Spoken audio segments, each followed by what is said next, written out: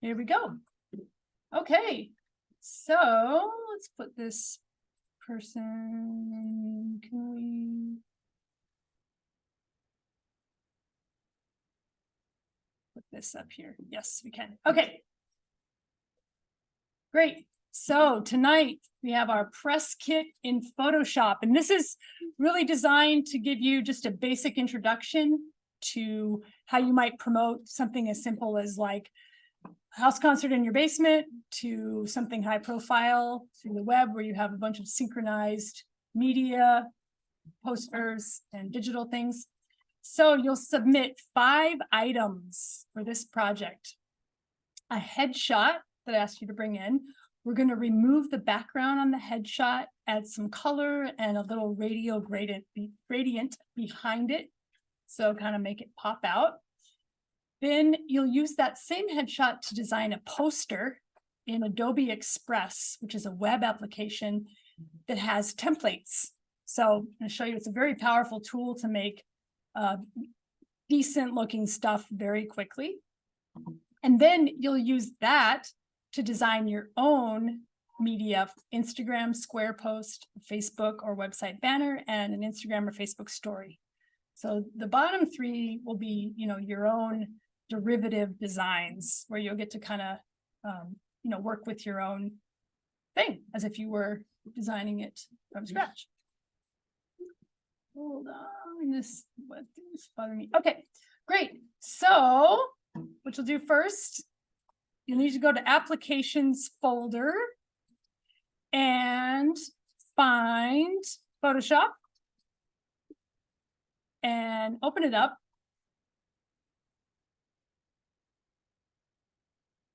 Might take a second. And this is an important step that actually Ethan helped me out with this one. He came in and made sure that we're all going to be able to sign in with your Google login through the school. So this is important. So when you get to this screen, when you open Photoshop, click continue with Google and make sure you use your GRCC ID login. And then what's cool is this logs you into what's called the Creative Cloud. Okay, we're all set. This actually opens up this whole suite of things, and any computer on campus that has Adobe installed, you can use any of the applications now with your sign-in.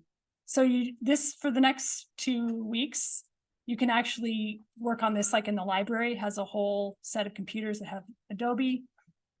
So it's pretty cool. You don't have to be in this lab to use it. I think across the street too has a bunch of computers in the academic building where you can get Adobe stuff. All right, so here we go with the headshot. I brought in my husband's permission, his headshot. So we're going to just open this up. Ooh, with his guitar, his classical music shot. So the first thing we're going to do is we're going to create what's called a mask in Adobe. So we're going to go up to select, and mask. And you'll see the transparency. This kind of shows you the level between the mask and what we're going to remove. So I'm just going to put this at about like 15%. And then this opens actually another dialog that's just for creating what's called masks. Masks allow you to erase things and put other things in its place. So that's how you remove backgrounds and things like that as you create a mask. So I'm going to go up to this top quick selection tool, and you just kind of drag the tool. I'm just kind of dragging it around Andrew here. Kind of this essentially is erasing what I don't want. And you'll notice it didn't understand what I wanted with the guitar neck. If you want to bring something back, so whatever transparent is what's the mask that's being created, you can hold Option and click, and you can kind of grab it back. So this is why I wanted you to have a headshot where there's a contrasting background, because the computer kind of has to understand what it is that you want. We're going to come back and do the tuning pegs later. You can see they're not actually part of the mask right now. You can come back later and do fine detail. Let's just get the basic, cutout. Great, so that's all right. So under output settings here, make sure this says output to layer mask. Everything in Photoshop that you do creates a layer. That's an important concept to understand. So we're going to click OK. And you can see this is a layers panel here at the bottom. This is an important place, kind of like tracks in Logic is kind of how these work. So what we're going to do right now is actually erased what I want. So we're going to do what's called inverting it. We're going to invert the mask. Do you see how my mask is showing a black figure on white? So to invert, you select the mask where the black and white is, and you do Command I, and that, boom, inverts the mask. Now I have the cutout. Whoa, we can do all kinds of cool stuff with this figure now. Okay, so we're going to now add a solid color. We're going to add another layer to this. So you may want, I'll show you later how to do a transparent background's kind of cool. You can upload that into pictures and stuff. So we're going to go down here into our layers. There's this half-filled circle. I'm going to click on it. This is where you can add different types of either color or brightness, contrast levels, all kinds of things to a layer. So we're going to add a solid color layer. All right. And it just created a black layer for me, but you can go through this color picker and kind of see along the scale. Let's do blue, and then you have to actually click where you want. So let's do something like a blue like this. And I'm going to click OK. Right now it looked like it erased my headshot, but all you have to do is drag the layer underneath and voila. Everyone see how that works? So the layers are hierarchically designed. So whatever's on top shows first. So we actually want the color behind my cutout. Cool. So we're going to add a couple things. Actually, we're going to do something first. Do you see how if I zoom, so zoom is Command I or Command minus is the automatic zoom in Photoshop. Do you see how his hair looks a little funny, right? It has some of the yellow. We're going to make this a little more realistic. So we're going to go back to, we're going to select this layer mask again. And I'm going to do select and mask. And I'm going to turn the transparency down. So now I'm going to go to this other tool called Refine Edge. And I'm just going to paint on his hair a little bit. And it just matches the color. So you can, I mean, the real pros do this a whole bunch to kind of make things look realistic. How it knows how to fix this, I do not know, but there, that's a little bit better with the hair.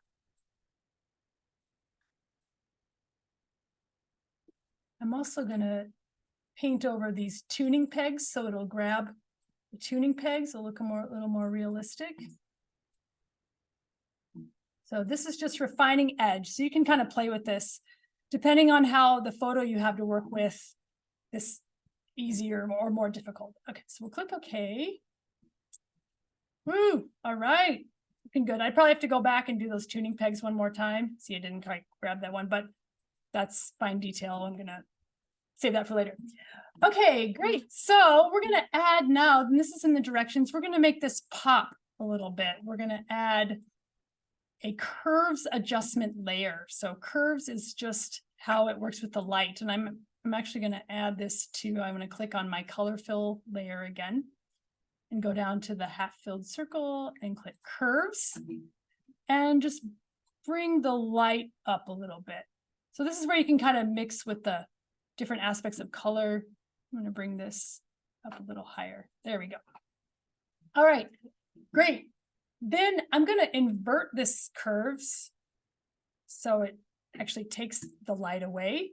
And now I'm going to put in what's called a gradient. So a gradient is something that goes from light to dark. And there's a tool for this, it's a gradient tool. And under this properties panel, whenever you click on any tool in Photoshop, it has a whole other set of settings. So it kind of like opens two panels. I'm going to click on this one here for a radial gradient and just go kind of right in the middle out.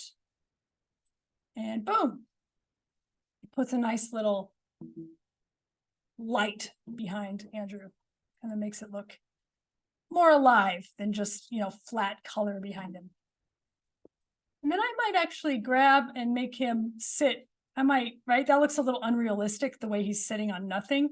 I'm just gonna grab his layer and just kind of pull it down so it looks pretty realistic. You can also, if you push Command T, T is for transform, you can also just, you can resize. So I might make him a little bit smaller there. Okay. Whoops. That grabbed I grabbed the wrong layer. I got to transform Andrew. That was transforming my gradient. I want to transform Andrew. There we go. Oh, that still didn't do it. Okay, we're not transforming him right now. Okay, great. So what we have here is a Photoshop file. So we're going to save as, and I'm just going to save this to a desktop. Photoshop files are PSD and the format Photoshop. I'm just going to click save. And what that does, it saves all the layers, it saves everything. So if I want to go back and change anything, I can grab layers, I can, you know, make things invisible, I can turn them on and off, I can drag and drop between files. So it's important to have your PSD in the layers. What we're going to do so we can work with this in a poster is do what's called flattening it. We're going to basically turn this whole thing into a picture so that we can use it somewhere else. And you do that by going to Layer, Flatten Image. And be sure you save your PSD before you do this, so you don't lose your PSD and all your layers and everything. So I got my PSD, saved it, Layer, Flatten Image. And now, do you see how it says background? It like pulled everything together. There are no more layers. This is all one picture. And then we're going to go to File, Save As, and this is where we're going to save as a JPEG. So now it's a brand new picture. We're going to call this, we're just going to call this blue because it's same thing but blue. And click Save. You can just do quality 8. High quality is good. Great. So now we have on my desktop, I have my JPEG and I have a PSD, and we're going to use, you know, both of those as we go. So that's the first part with the headshot. Ooh. You can do some other fine tuning things. Let me just show two things here. There's a tool called, whoops, that's not what I wanted. There's a tool called the clone tool. I'm going to zoom in. Like his hair looks a little funny, right? And that's probably like some of the way that it got rendered. So this tool that looks like a stamp is called the clone tool. I'm going to click on that. You can right click for what size you want. Like if I go it all the way up, you'll see it gets bigger. Size and hardness means like how hard the edge is going to be. I'm going to just do a soft round brush on this and maybe just about 6% hardness. So, and you hold down the Alt to sample what you want to clone. So I want to kind of fill out his hair a little bit so it looks a little better. So I'm going to hold Alt and click. That becomes my target. Then wherever I mouse over, it'll copy that point. So like if I click right next here, I can kind of make his hair look so beautiful. And fill out, maybe this brush is a little too big. Let's down a little bit. So you can do this kind of thing. Like if I was doing this for like an album cover, I'd probably get rid of all these funky little hairs that ended up on his forehead. Things like that. It looks pretty good though. Looks like he actually brushed his hair for this shoot. Which is cool. Or maybe you want messy hair. If you want messy hair, then you can actually amplify messy hair pretty easily too. So The other thing you can work with is, this is the dodge and burn tool. And you can, if I hold down this little arrow, you can see dodging brightens things, burning darkens things. So I'm going to do the dodge. I'm going to brighten, and I like the size this dodge is at already, maybe just a little bit bigger. I'm going to, oh, that's too big. I'm going to lighten just this side of his face ever so slightly so that we get a little more light on his face. So just a couple of clicks, boom, boom, bam, makes it a little bit brighter. You could also, like with instruments, it's nice. Like I'm going to brighten up his guitar, just kind of lighten it. Don't overdo it. If you do it a whole bunch, you'll get like weird white kind of erase looking stuff. So you can just ever so slightly do that. So that's the dodge and burn tool. You can play around with that with, your fine tuning at the end. Okay, so let's click save. That'll save my JPEG.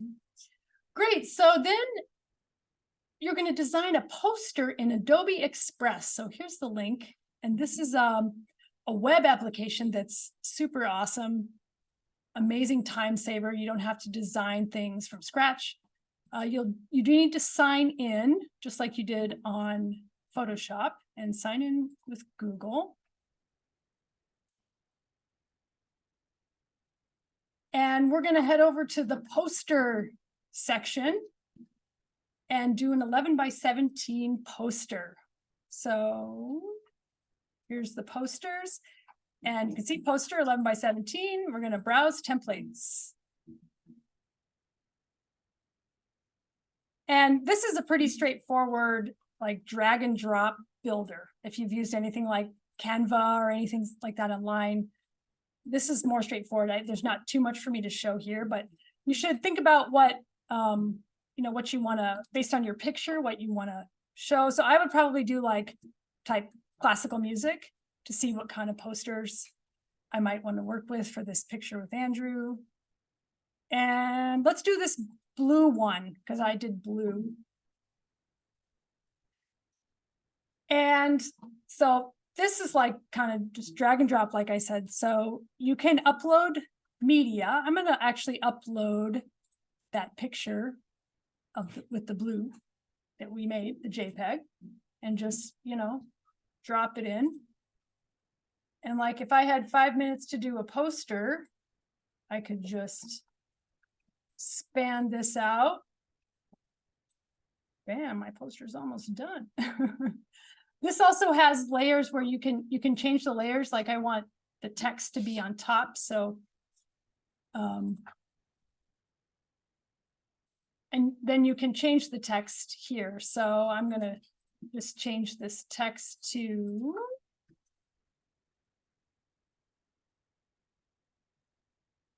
a night with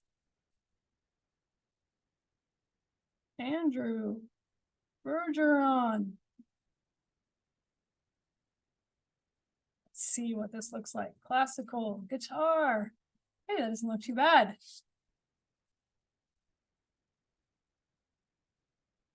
Cool. So you get the idea. You can do a lot of different stuff with this. You can, if I click on any font portion, you can change the font thickness. So there's actually a lot of capabilities based on the picture you're working with. I'll probably just do something simple like this. And then you just go to download and do a PDF. It's actually what's for the assignment. Download the PDF.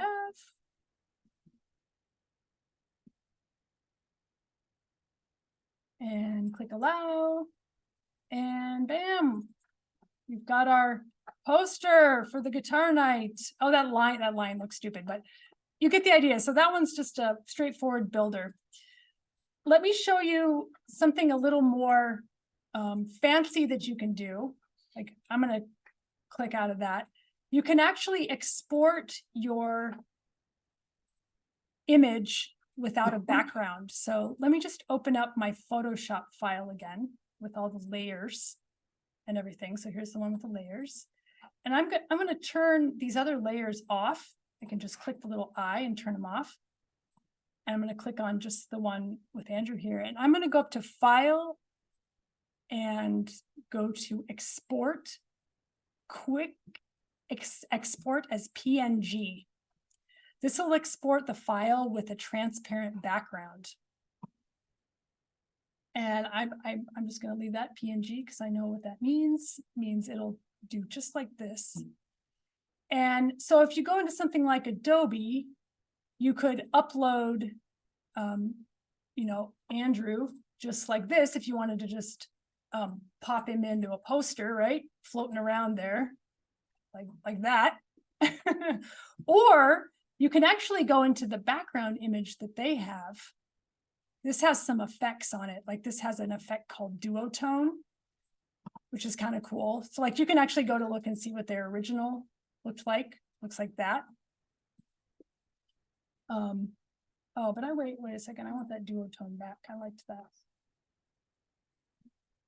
Effects.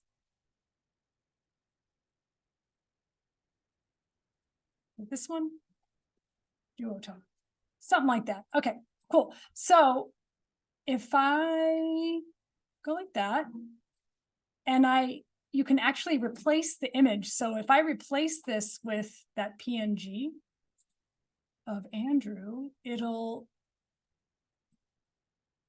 grab the effects and everything. So you can start kind of doing a little more creative stuff with that.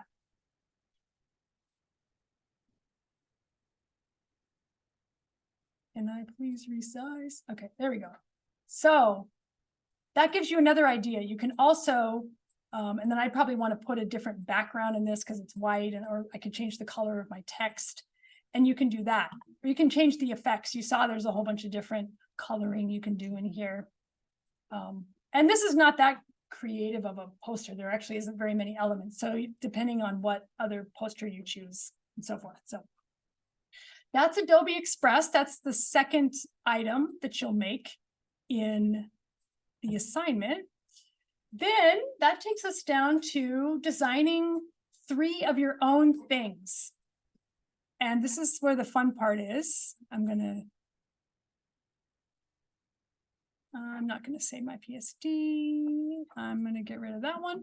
And I'm going to open up my poster because now I'm going to design 3 things of my own. And I'll just show you the first one only and then let you get to work. I'm going to show you how the Instagram, how you would do that.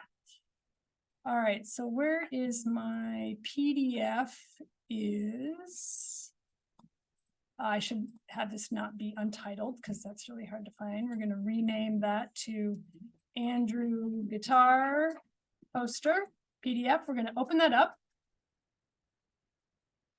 because I renamed it right at the same time. Hold on.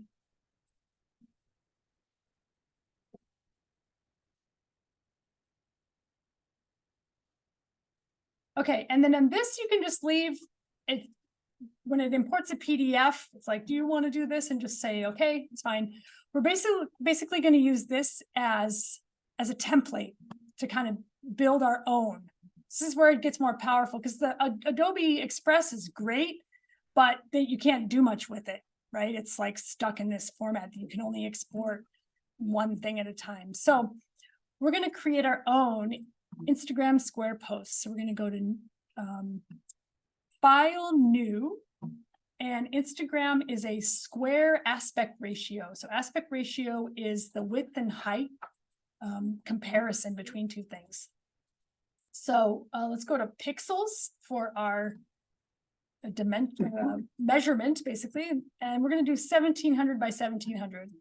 This is a good size for resolution for web. So, and 72 pixels per inch is screen resolution. So don't have this be 300. 300 is if you're going to have it printed in real life. That's the print resolution. 72 is screen resolution. You don't want too high of a resolution because it makes your file so big. You want smaller file size for web-based stuff because it loads faster. Okay, so there's our dimensions and resolution for the Instagram post. Click create. Ooh, and we get this big square box with nothing on it. And remember that zoom in and out is click plus and click minus. Okay. cool. So the first thing we want to do, and unless you're really good at design and you want to like design a whole new thing for yourself, which you can do, most of you probably just copy this basic idea of the poster that you made in Adobe. So we're just basically going to do like design modeling. So we want to try to grab this color, and you can do that with a tool. It's called the eyedropper. And so I'm going to actually sample this blue because I want it to match. So I click here, and then you can go over into this foreground color and double click. And here is it's called the hex code. This is a code for how colors are rendered in the web world. And I'm going to copy that code. This is how you can make design across different things all match, especially with color. So I want this blue. I'm going to click OK. And then I'm going to go and make my solid color again. And it actually already put it in there because I have this open. But let's say if it didn't, you would go to the same spot and click paste and click OK. So now I've got my same kind of color thing that I'm working with. And now what's cool is I'm going to open up my PSD again, and you can actually grab stuff out of the layers of your PSD. You can copy and paste between files. So I know I want to get this layer of Andrew because I definitely don't want to have to do all that again. So I'm going to click copy and go over to my Instagram post, click paste. Woo, it's awesome. Command T is transform. That's how you can make this smaller. By the way, I'm doing all this. The main kind of tool is the move tool. When you go to grab stuff, it's kind of like the pointer tool in Finale or the pointer tool in Logic, same idea. Okay, cool. So I'm going to kind of resize that. Great. And for some reason, I think I goofed. I put the gradient or something on this layer. So actually, I'm going to show you how I would do this. I would use the, I wonder if I can erase it. Bam! This is the erase tool. Let's just get rid of that line. Don't want that. Okay, voila. All right, great. So that's that. And if you have other things that you want to do, you can grab it from things that you put or whatever, you can grab it. This, however, the font, right, is set. So there's a thing in Photoshop where you can have Photoshop detect the font to try to match it. Because not all the fonts that you'll get in Adobe are actually loaded up in the, not all the fonts in Adobe Express are available in Photoshop. You can always download fonts and get or buy fonts, but that's kind of out of the scope of this project. So I want you to just work with stuff that's already loaded in. So we're going to go to type and match font. We're actually going to take like a font reading. And so it'd be like, hey, what type of font is this? And what do you have that I can use that's kind of like this? And you can see, so these ones that have the cloud symbol are available, but not loaded up. But the ones with the star are. So let's go with this. I like the way this Bodoni 72 bold. So Adobe's saying, hey, if you use this Bodoni 72 bold, it's going to look very similar to that design. So let's go with that. So click OK, Bodoni 72 bold. So we'll go back. Here's my Instagram. And we're going to go to the type tool and click. And this is a night with Andrew Bergeron, classical guitar. Okay, great. And then I'm going to select this. It looks like Bodoni was already there. If you select this, you can also mouse over and see the font style. There's a billion fonts in here. This one's good. And there's a bunch of different settings that I like to work with down here. I actually have the all capitals on, which I like. That matches kind of the original design of this. You can also take notice, this is what's called a serif font. See how it has little like doodads at the edge of the letters? That's serif versus sans serif is like just letters that are smooth on the end. Like this is a sans serif font in my directions. Sans serif in general is easier to read. Serif gives a little air of formality. But you can, font is like a whole study in itself. So you can, those are just things to kind of notice. All right, from here you can change, there's places to change the size. Like if I highlight the size, I can just kind of, this is too big, right? I can bump this down. Probably I want under paragraph, I want to make this centered, so forth. I can change, if I select it again, I can change the color, like probably want this a white. Click OK. Okay, and so forth. So that's how you can build your Instagram post, square post. So before you finish, save your Instagram post as a PSD, so you'll have your layers, and then you're going to flatten it and save it as a JPEG so that you'll have two in case you want to go back and change anything.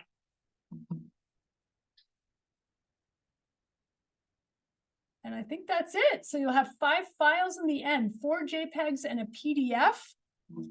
Be sure you double click and open on Mac in preview to make sure that things look how you want. And these will be submitted on Blackboard. Are we ready? Yes. Okay.